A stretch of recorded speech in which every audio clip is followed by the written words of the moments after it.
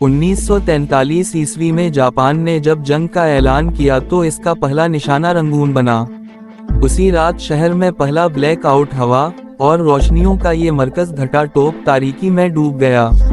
अगले दिन शहर भर में हवाई हमलों से बचाव के लिए हंगामी बुनियादों पर खंदकें खोदी जा रही थीं, जबकि अखबार के दफ्तर में जापान के ऐलान जंग पर जोर और शोर से बहस जारी थी।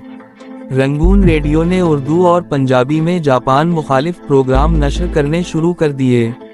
दिफा के लिए शहर के बड़े चौराहों पर बड़ी पुरानी कसम की तौहीन नस्ब की गई। दिन के 11 बजे थे। आसमान साफ, धूप निकली हुई थी और सड़कों पर मामूल का ट्रैफिक जारी था। मैं रेडियो स्टेशन जाने के लिए मुगल स्ट्रीट से फरावर स्ट्रीट की तरफ आ रहा था कि अचानक एक धीमी गूंज सुनाई दी। मैंने ऊपर देखा और देखते ही देखते आसमान पर जंगी जहाज़ों का एक झुरमुट नमूदार हुआ। जापानी बमबार तैयारे, वो अंग्रेजी हर्फ वी की शक्ल में 3 टोलियां बनाए सीधे रंगून के बंदरगाह की तरफ बढ़ रहे थे। चंद ही सेकंड बाद पहला खौफनाक धमाका हुआ जिससे जमीन लरज गई। फिर धमाकों का एक ना खत्म होने वाला सिलसिला शुरू हो गया। मुगल स्ट्रीट में भगदड़ मच गई। हर कोई जान बचाने के लिए इधर उधर भाग रहा था। मैं भी दौड़कर एक इमारत की डेवढ़ी में छुप गया। रंगून का आसमान गहरे सियाह धुएं के बादलों की लपेट में था। बमबार तैयारे मुसलसल मौत बरसा रहे थे और अब जापानी फाइटर तैयारे गोते लगाकर बाजारों और इमारतों पर गोलियां बरसाने लगे थे।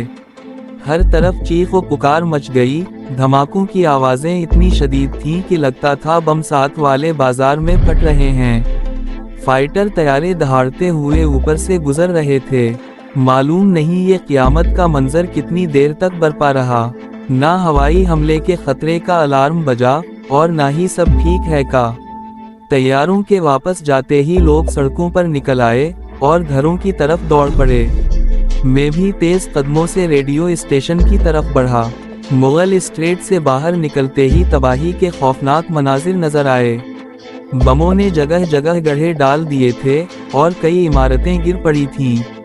इंसानी आज़ा धमाकों से उड़कर इमारतों की दीवारों से चिपक गए थे।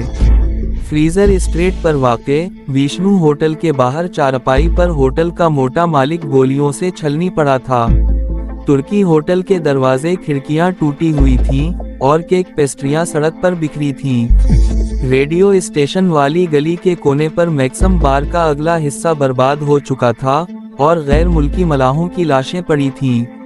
रेडियो रंगून की इमारत महफूज थी क्योंकि रेडियो स्टेशन के लिए गिराया गया बम मैक्सम बार पर गिरा था। वहां से जरूरी सामान तेजी से निकाला जा रहा था। कैप्टन मलक तेज तेज स्टूडियो से निकले और मुझे देखते ही बोले, तुम कहाँ थे?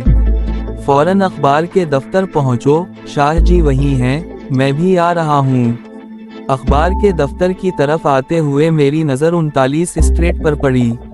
वहाँ अब कोई सड़क नहीं थी, कोई इमारत सलामत नहीं थी, सिर्फ मलबे के ढेर सुलग रहे थे। अखबार मुजाहिद बर्मा और शहर रंगून के दफ्तर में शाहजी स्टाफ की मीटिंग ले रहे थे। ये अखबार नवीस इस बात से बेखबर थे कि जापानी फौजें मलाया, सिंगापुर और थाईलैंड को फतह करके बर्मा की सरहदों में दाखिल हो चुकी हैं। एडिटर अभी भी ये कह रहे थे कि बर्मा में अंग्रेज़ों की बड़ी छावनी है और जापान उधर देखने की हिम्मत नहीं कर सकता। इन बेखबरों की मीटिंग अभी जारी थी कि जापानी बमबार तैयारे एक बार फिर आसमान पर नमूदार हो गए। एक बार फिर रंगून शहर बमों के धमाकों, लोगों की चीखों और फाइटर तैयारों की फायरिंग से लरज उठा। जापानियों के हमले के फौरन बाद रंगून की बंदरगाह पर खड़े 2 तेल बरदार जहाज़ों में आग भड़क उठी। काले घने धुएं ने दिन के वक्त शहर पर रात का सा अंधेरा तारी कर दिया। उसी वक्त ये तबाहकुन खबर फैली कि जापानी फौज बर्मा में दाखिल हो चुकी है और अंग्रेजी फौज रंगून की छावनी से भाग गई है। लोगों के पांवों तले से जमीन निकल गई। जिनको जहां रास्ता मिला वहीं दौड़ पड़े। कोई बच्चों को लेकर बंदरगाह की तरफ भागा तो कोई रेलवे स्टेशन की जानिब। जिनके पास गाड़ियां थीं, उन्होंने खाने पीने का सामान भरा और परोम जाने वाली सड़क पर निकल पड़े। अगली रात भी रंगून तारीकी में डूबा रहा। दिन निकला तो शहर की वीरानी देखकर मैं अखबार के दफ्तर की तरफ रवाना हुआ। सेक्रेटरीट के करीब से गुजरा तो देखा कि बड़े बड़े ट्रकों में फाइलों के ढेर लादे जा रहे हैं। अखबार के दफ्तर को ताला लगा हुआ था और कोई चौकीदार तक नहीं था। मैं रेडियो स्टेशन की तरफ चला, शायद कैप्टन मलक से मुलाकात हो जाए और रंगून से निकलने का कोई रास्ता मिल जाए। मैं अभी मैक्सम स्ट्रेट के कोने पर ही था कि जापानी बमबार एक बार फिर आसमान पर छा गए। इस बार उन्होंने इतनी शदीद बमबारी की कि शहर की रही सही कसर भी पूरी हो गई। जमीन ऊपर की तरफ उठ रही थी, इमारतें धमाकों से गिर रही थीं और हर तरफ आग, धुआं, गर्दो गुबार और लोगों की चीखें थीं। मैं दोबारा मैक्सम बार में छुप गया। बार का गोरखा मैनेजर मिस्टर मैटी, जो काले रंग का और कदावर था, अलमारियों का के पीछे दबका बैठा ऊंची आवाज में खुदा को पुकार रहा था। बमबारी रुकी तो मैटी ने बाहर निकलते हुए बार की चाबियां मेरी तरफ बढ़ा दी और कहा, ये दुकान अब तुम्हारी है, मैं जा रहा हूँ। और चाबियों का गुच्छा फर्श पर फेंक कर वो सड़क पर निकल गया, जहाँ औरतों और मर्दों की लाशें बिखरी पड़ी थीं।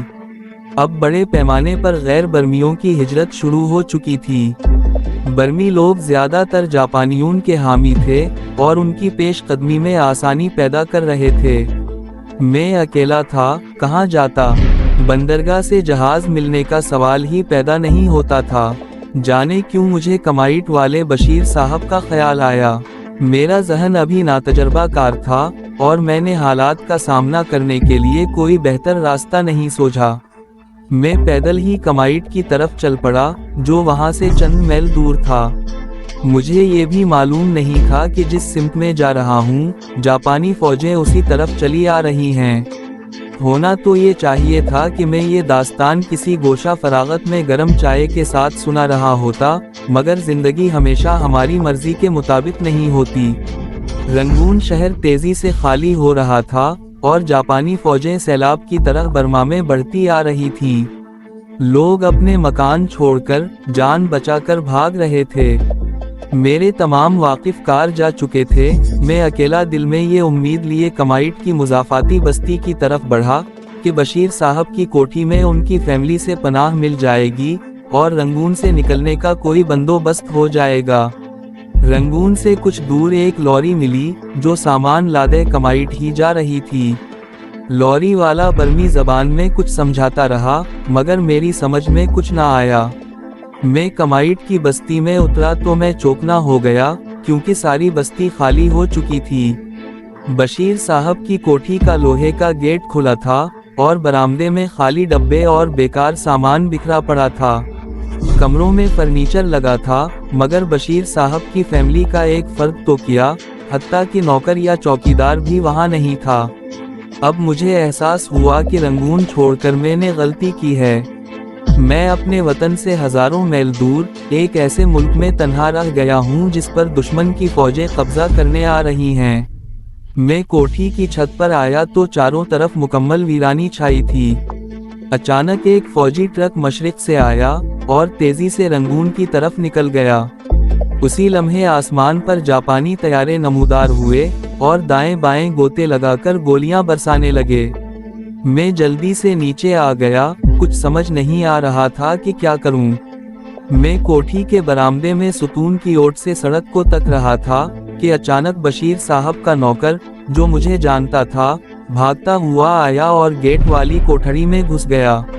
मैं कोठरी की तरफ बढ़ा तो वो सर पर टीन का ट्रनक रखे बाहर निकल रहा था। मुझे देखते ही घबराई हुई आवाज में बोला, तुम यहाँ क्या कर रहे हो? तुम्हें पता नहीं जापानी आ रहे हैं, भागो यहाँ से। ये कहा और सड़क पार करके केले के दरख्तों में गायब हो गया।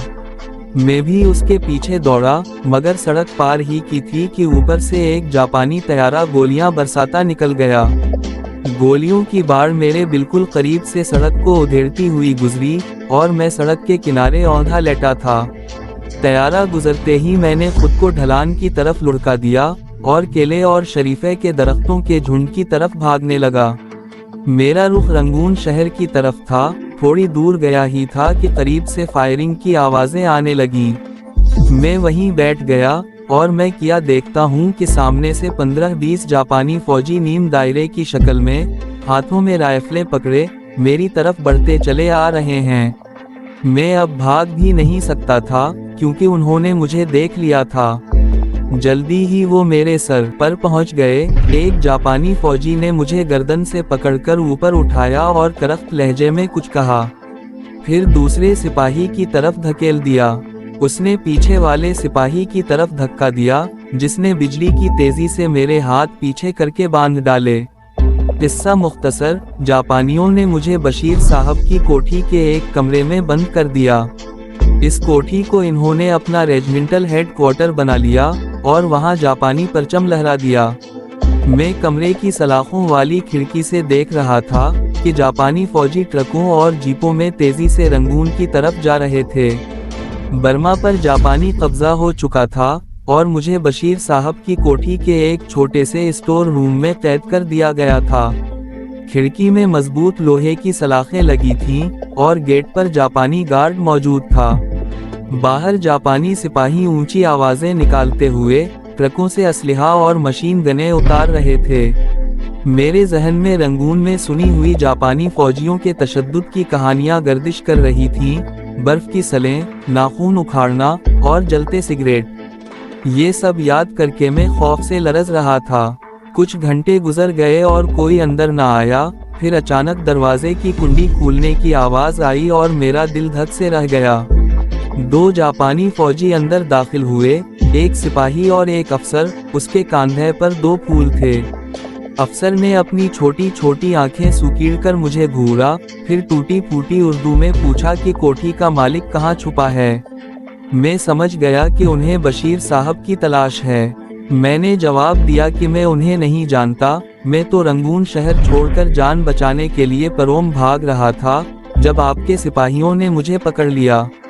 मैंने अभी जुमला खत्म भी नहीं किया था कि जापानी अफसर ने इतनी जोर से मेरे मुंह पर थप्पड़ मारा कि मैं गिर पड़ा और मेरे होंठ के कोने से खून बहने लगा।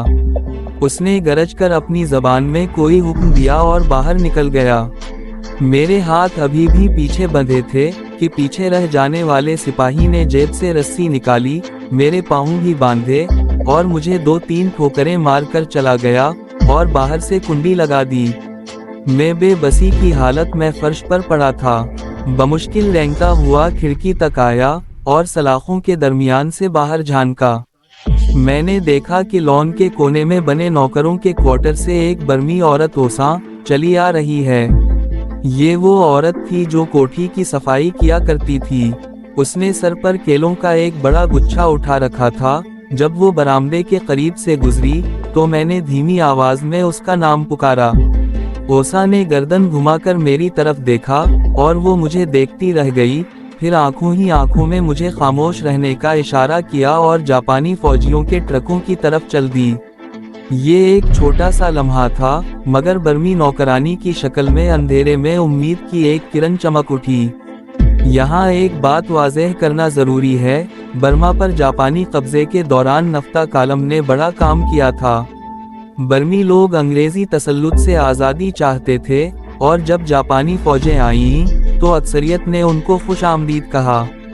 ये मशहूर था कि बर्मी मुदाफ़ती तहरीक के लोगों ने बमबारी के दौरान टार्चों से जापानी तैयारों की रहनुमाई की थी। चुनाचे जब ओसा ने मुझे इशारा किया तो जहां एक तरफ दिल को सुकून मिला, वहीं ये ख्याल भी परेशान करने लगा कि कहीं ये बर्मी औरत जापानियों के साथ मिलकर मेरे लिए मजीद मुसीबत ना खड़ी कर दे। मैं मुकम्मल तौर पर जापानियों के रहमो करम पर था और रेजिमेंटल हेडक्वार्टर से फरार होना नामुमकिन दिखाई देता था। एक दिन उसी कशमकश में गुजर गया। ना ओसा नजर आई और ना कोई जापानी सिपाही स्टोर रूम में आया।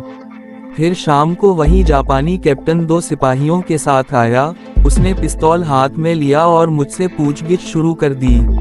अब उन्हें पता चल चुका था कि मैं रंगून रेडियो से उर्दू पंजाबी में उनके खिलाफ तकरीरें नशर किया करता था, मगर उस वक्त भी उनका मरकजी सवाल यही था कि बशीर साहब कहाँ छुपे हैं।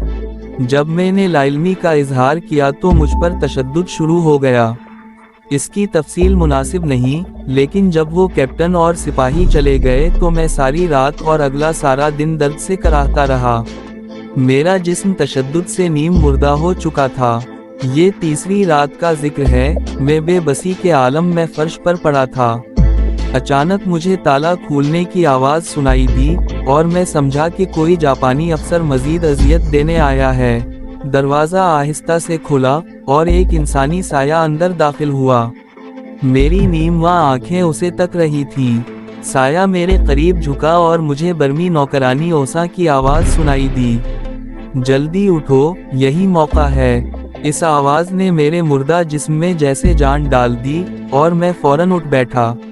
ओसा मुझे लेकर कोठी की राहदारी में आ गई। हर तरफ अंधेरा था, अलबत्ता गैलरी की तरफ बाहर जलती हुई बत्ती की रोशनी हल्की सी आ रही थी।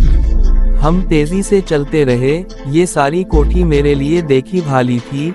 राहदारी के पीछे एक रास्ता अकबी बागीचे में खुलता था। बागीचे के पीछे एक कच्ची सड़क थी जो कमाइट से रंगून जाने वाली पक्की सड़क से मिलती थी।